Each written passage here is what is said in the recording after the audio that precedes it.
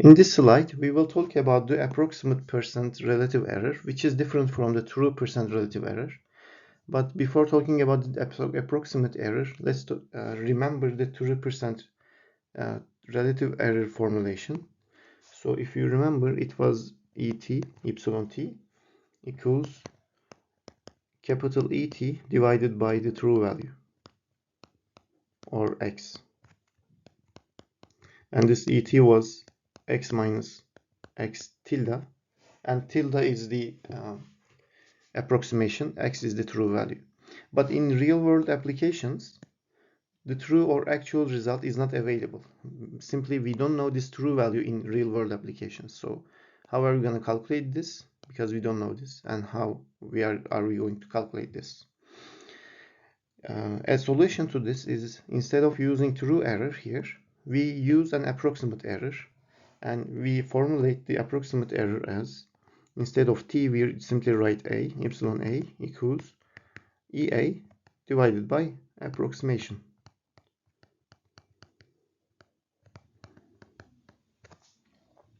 So of course here there is 100% because percentage error. Here as well 100%. But now the question is, okay, here we don't know true value, that's why we wrote approximation. But do we know this approximation value? In fact, in here there is a subtraction operation, and both of them are now approximation here. And to be able to calculate this approximation and use this error value, depending on the problem, we need to have a formulation of the approximation. Usually in the numerical methods, we have iterative approaches, which means that we have a previous iteration and current iteration. And in each of them, we have approximation values. That's why we use the previous and current approximation to find this, so that we can find the relative error. So what we mean is that to find the relative error epsilon a, we use current approximation. Let me just shorten it like this, and previous approximation.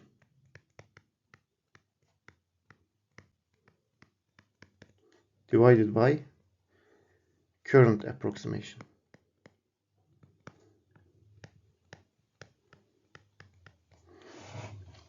This is for iterative approaches. We can show like this.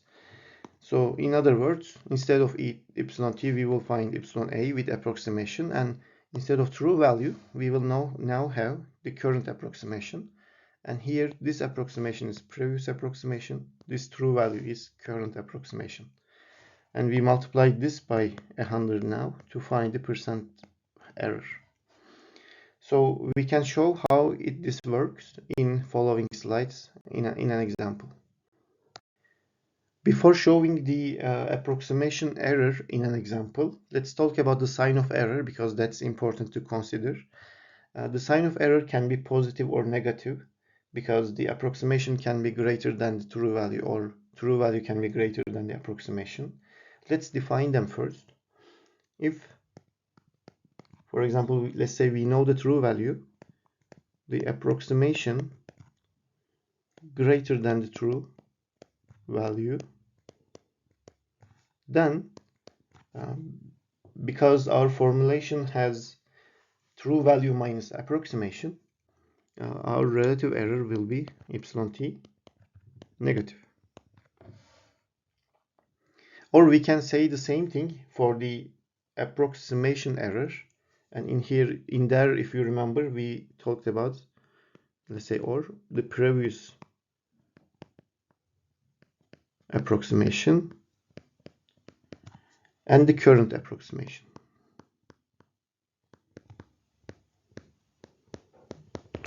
So if similarly to this, if previous is greater than current, then again in the approximation error, percent error, we have a negative value.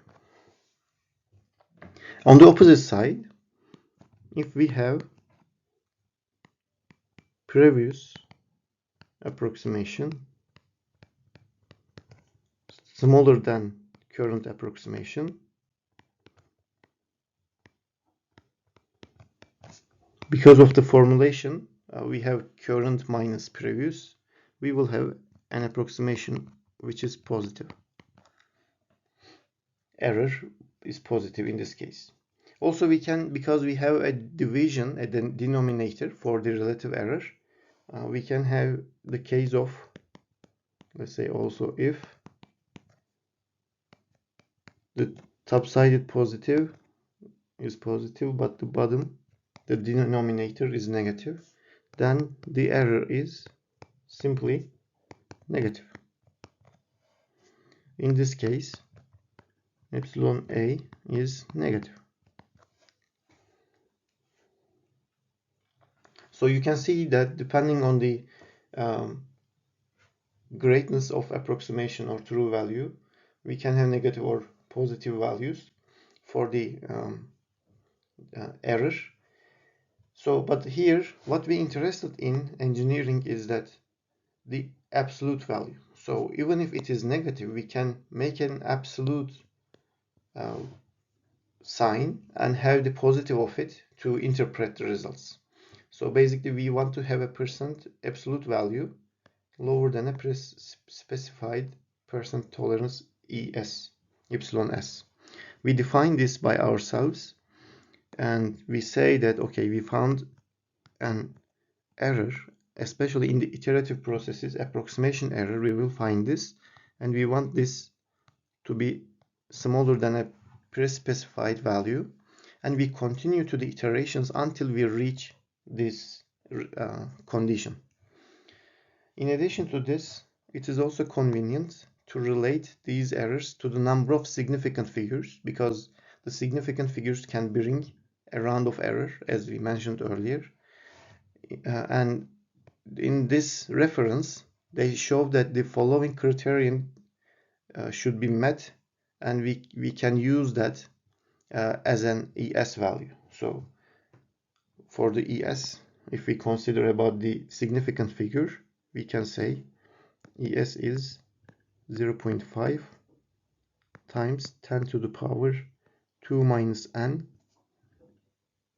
and this is a percentage value, and this is at least n significant figure, which is the significant figure numbers that we can use confidently, and so n shows the significant figures.